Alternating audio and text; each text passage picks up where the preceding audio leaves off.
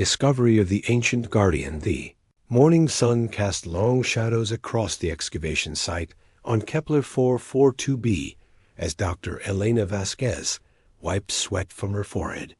For 3 months, her team had been carefully digging around what appeared to be the largest metallic structure ever discovered on any human colony world. The object stretched nearly 2 kilometers beneath the red soil, its hull gleaming with an unfamiliar alloy that their scanners couldn't identify. "Dr. Vasquez, you need to see this," called out Jenkins, her lead technician. His voice carried an excitement that made Elena's pulse quicken. After weeks of careful excavation, they had finally reached what appeared to be an access hatch. Elena hurried over, her boots crunching on the rocky ground. The hatch was massive, easily 3 meters tall and 2 meters wide, covered in symbols. That looked almost human, but somehow different, more advanced. The metal around it showed no signs of corrosion, despite being buried for centuries. "How old do you think this is?" asked Commander Marcus Chun, the military liaison assigned to their dig. Marcus was a practical man, always thinking about security and potential threats. His presence had initially annoyed Elena, but she had grown to appreciate his careful nature. "The soil analysis suggests at least 800 years, Elena replied, running her scanner over the strange symbols. "But Marcus, look at this metal. It should have degraded significantly by now, but it looks like it was buried yesterday." Commander Chun frowned. "That's not possible with any technology we know about. Even our best military-grade materials show wear after a few decades in this kind of environment." Elena's scanner suddenly began beeping rapidly. The symbols on the hatch were glowing with a soft blue light, pulsing in a pattern that seemed almost like a heartbeat. The team stepped back instinctively as the hatch began to move with a low humming sound. "Everyone back," Marcus ordered, his hand moving to his sidearm. "We don't know what we're dealing with here." But Elena felt drawn forward rather than frightened. Something about the pattern of lights seemed familiar, almost welcoming. As the hatch opened fully, clean air flowed out, carrying with it the scent of recycled atmosphere and advanced technology. A voice emerged from within, speaking in perfect standard English with an accent Elena couldn't place. Identity confirmed. Human archaeologists detected. "Welcome, descendants of Earth. I am a TLAS, Autonomous Tactical Logistics and Support System of the UES Prometheus. I have been waiting for your arrival." The team stood in stunned silence. Elena was the first to find her voice. "You're an artificial intelligence? How long have you been here?" "I have been in standby mode for 837 years. 4 months and 16 days. The Prometheus has been buried on this world since the Great Exodus, waiting for humanity to develop sufficient technology to locate and awaken us." Marcus stepped forward, his military training overriding his shock. "The Great Exodus? What are you talking about?" "Our records show no exodus from this sector." Atlas's voice carried a note of sadness. "Commander, your current civilization represents humanity's second attempt at galactic expansion. The first ended when the hegemony destroyed Earth and most of our colony worlds.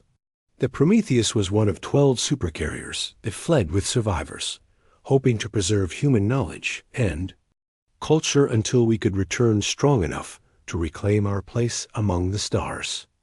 Elena felt her knees go weak. "You're saying there was an entire human civilization before ours? That we've lost 8 centuries of history?" "Not lost, Dr. Vasquez. Hidden, preserved. The crews of all 12 ships entered deep stasis, while our AI systems continued to monitor the galaxy and develop new technologies. We have been preparing for the day when the hegemony would return to finish what they started." The implications hit Marcus like a physical blow. "Return? Are you saying they're coming back?" "They never left, Commander. The hegemony has been systematically eliminating any species that shows potential for true spacefaring independence. Your current human colonies have recently reached the threshold that will trigger their attention. Based on my calculations, they will arrive in this system within 72 hours. Elena looked around at her small archaeological team, then at the massive tunnel stretching into darkness behind Atlas's projection. How many people are on this ship? The Prometheus carries 15,000 crew members in stasis, plus full manufacturing capabilities, advanced weaponry, and 8 centuries of accumulated technological development. We represent the combined knowledge and experience of humanity's first galactic civilization. Marcus was already thinking tactically. What kind of weapons are we talking about? Our current fleet might have 200 ships in this entire sector, and most of them are exploration vessels. The Prometheus alone carries more firepower than your entire current civilization, Commander. But our true strength lies not in weapons, but in human adaptability and ingenuity. We have spent 8 centuries analyzing every alien species in the galaxy, developing countermeasures for their technologies and strategies. Elena found herself walking deeper into the ship, drawn by curiosity and wonder. The corridors were vast, designed for a crew that lived and worked in space for extended periods. Emergency lighting activated as she moved, revealing walls covered with data displays and maintenance panels. Dr. Vasquez, a TLS's voice followed her. You should know that awakening the crew is not a simple process. They have been in deep stasis, far longer than originally planned. The revival sequence will take time, and not everyone may survive the process. She stopped walking, the weight of responsibility settling on her shoulders. How many people are we talking about waking up? 15,000 souls who volunteered to sleep for centuries so that humanity might have a second chance. They trusted that future generations would find us when the time was right. That time is now. Marcus caught up with Elena, his expression grim. We need to contact the colonial government immediately. If what this AI is saying is true, we need to evacuate the civilian population. Evacuation will not be sufficient, Commander, Atlas interrupted. The hegemony does not leave survivors. They are thorough in their extermination protocols. The only way to save your people is to defeat them completely. Elena turned to face the holographic projection of Atlas. The AI appeared as a tall, dignified figure in an ancient military uniform, its features composed, but somehow deeply tired. What do you need from us? I need you to authorize the awakening process. As the ranking human authority on site, Dr. Vasquez, you have the legal standing to activate our emergency protocols. But understand that once awakened, the crew of the Prometheus will not be able to return to stasis. This decision will change the course of human history. Marcus placed a hand on Elena's shoulder. The responsibility isn't yours alone. This is bigger than any of us. Elena looked around at her team of 6 archaeologists, and then at the endless corridors stretching into the ship's depths. Somewhere in those passages, thousands of her ancestors slept, waiting for a call to duty that might never come. Unless she made the choice to wake them. Atlas, if we wake your crew, what are our chances against this hegemony? With the Prometheus fully operational and crewed, our chances of victory are approximately 73%. Without us, your current colonies have less than 1% chance of survival. The weight of 15,000 lives, and potentially millions more, rested on her decision. Elena had become an archaeologist because she loved uncovering the past, not because she wanted to determine the future. But sometimes the past and future collided in ways no one could predict. What do you need me to do? She asked quietly.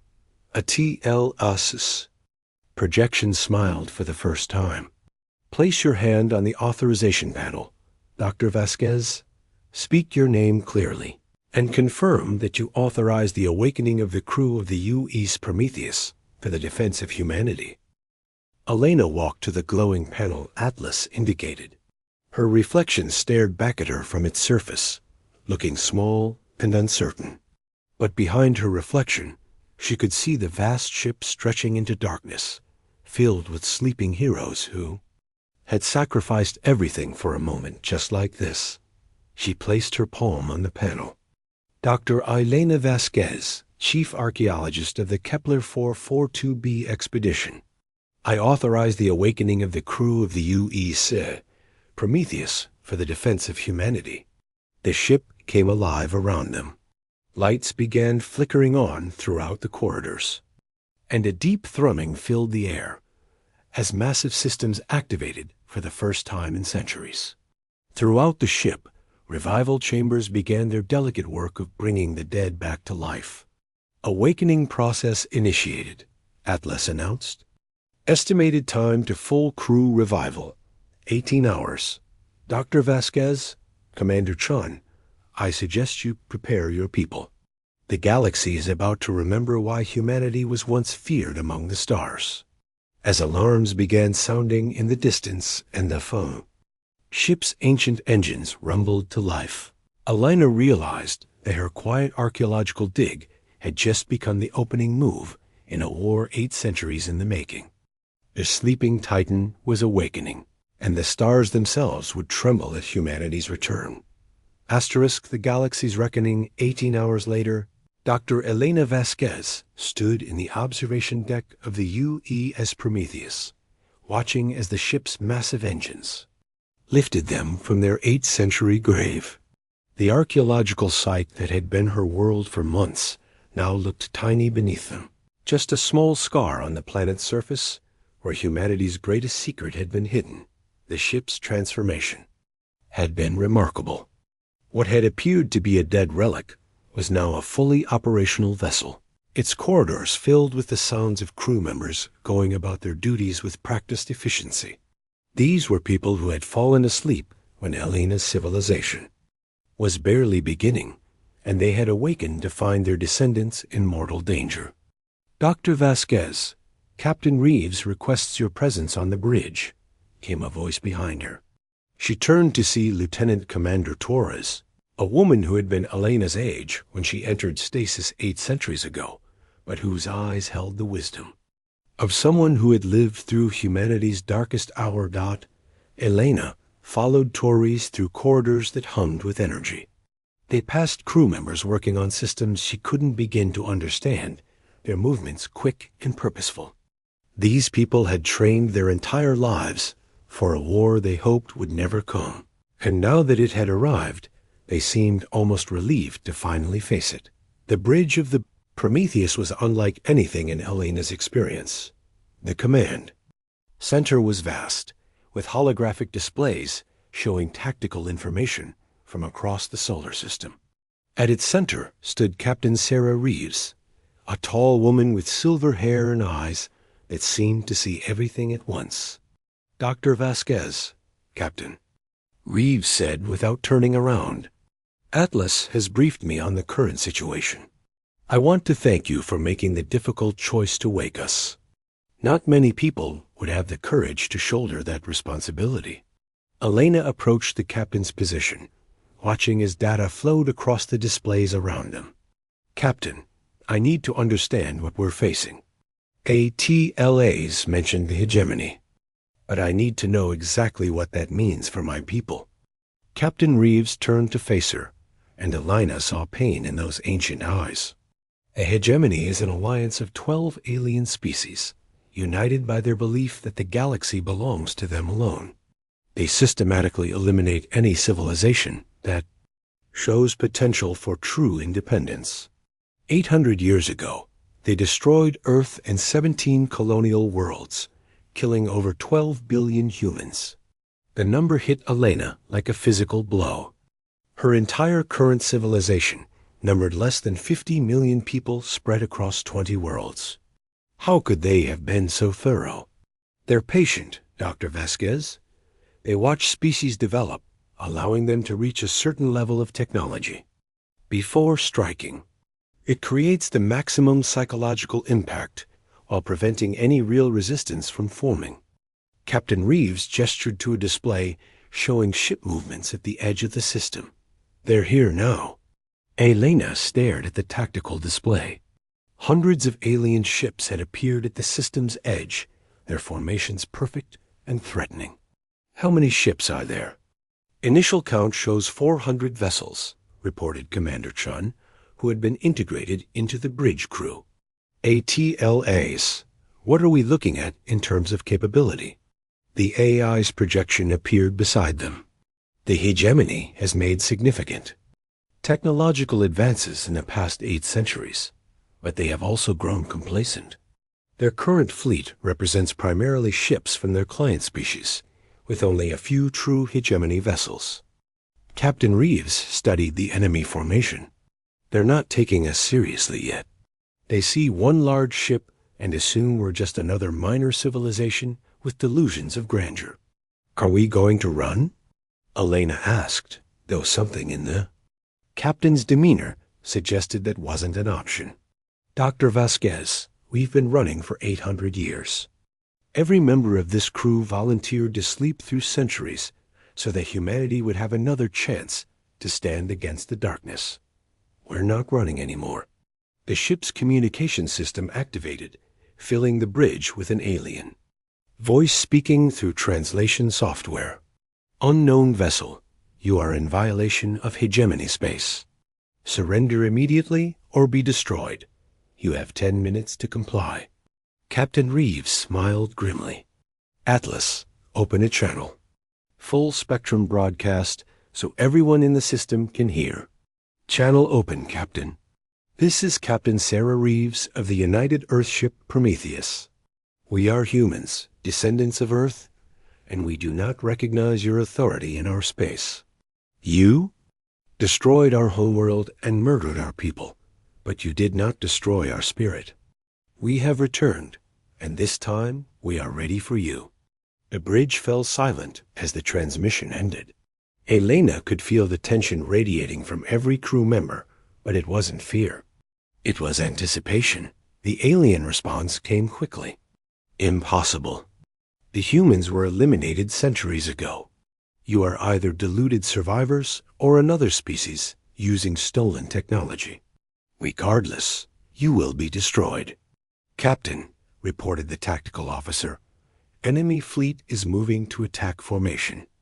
They're not wasting time with negotiations. Captain Reeves moved to her command chair, her fingers dancing over control surfaces. All stations, battle stations. Dr. Vasquez, I recommend you get to a secure location.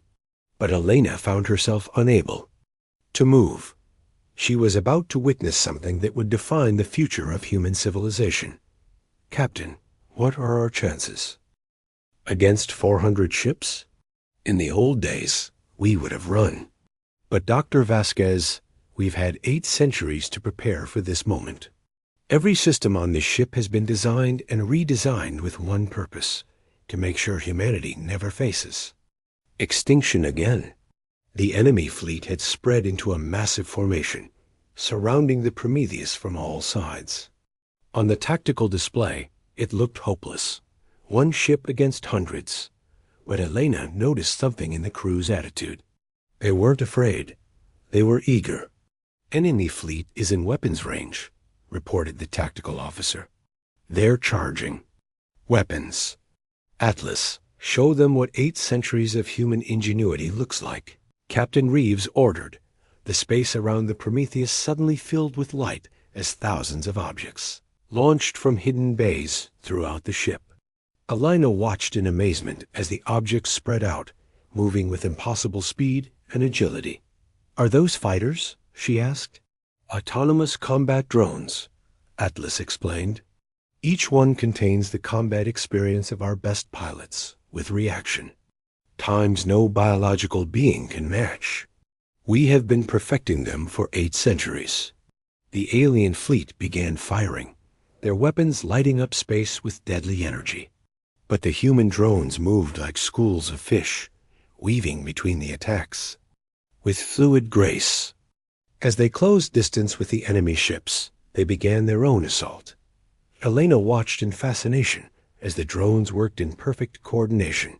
each one knowing exactly where the others would be. They struck the alien ships with surgical precision, targeting weapon systems and engines rather than attempting to destroy. Why aren't they trying to kill them? Elena asked. Captain Reeves never took her eyes off the tactical display. Because, Dr. Vasquez, we learned something important in our 8 centuries of exile. Fear is more powerful than death. Dead enemies can't spread the word about what they've faced. Terrified enemies become very effective messengers. Within minutes, half the alien fleet was disabled, their ships drifting helplessly in space, while the human drones continued their dance of destruction. The aliens tried to regroup, but their formations had been built for fighting enemies who used conventional tactics. Captain, the communications officer called out, "We're receiving surrender offers from multiple enemy vessels. Tell them to relay a message to their leadership," Captain Reeves replied. "Humanity has returned to the galaxy. We remember what was done to us, and we will not tolerate any further aggression against human colonies. They have 48 hours to begin evacuating all forces from human space." Elena stared at the tactical display where hundreds of alien ships were now either disabled or fleeing. "Captain, is it really over?" "This battle is over, Dr. Vasquez, but the war for humanity's place in the galaxy is just beginning. The hegemony will not accept this defeat quietly. They'll return with more ships, better weapons, and a real understanding of what they're facing." Captain Reeves stood from her command chair, her expression thoughtful. "But they'll also be afraid. For the first time in centuries, they thought they had eliminated humanity permanently, and now they know we not only survived, but became stronger. Fear makes even the most powerful enemies vulnerable." Attilace's projection appeared beside them.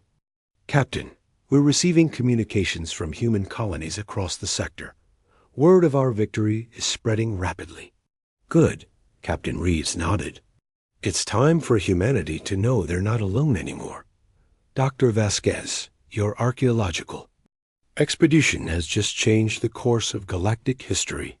Elena looked around the bridge at the crew members who had sacrificed everything for this moment. They had slept through centuries of change, missing the lives they might have lived, all so that humanity would have another chance when it mattered most. "What happens now?" she asked. Captain Reeves walked to the main viewport, looking out at the stars that held both promise and threat. "Now we wake the other 11 ships, Dr. Vasquez. The Prometheus was just the beginning. Humanity has been asleep for 8 centuries, but we're awake now, and we're never going back to sleep again." As alarms sounded throughout the ship, signaling the end of combat operations, Elena realized that her quiet life as an archaeologist was over. She had uncovered more than just ancient artifacts. She had awakened humanity's greatest defenders. The galaxy would never be the same, and for the first time in 8 centuries, humanity's future looked bright with possibility. The sleeping Titan had awakened, and the stars themselves would remember the day humanity returned to claim its destiny. Among them, Asterisk,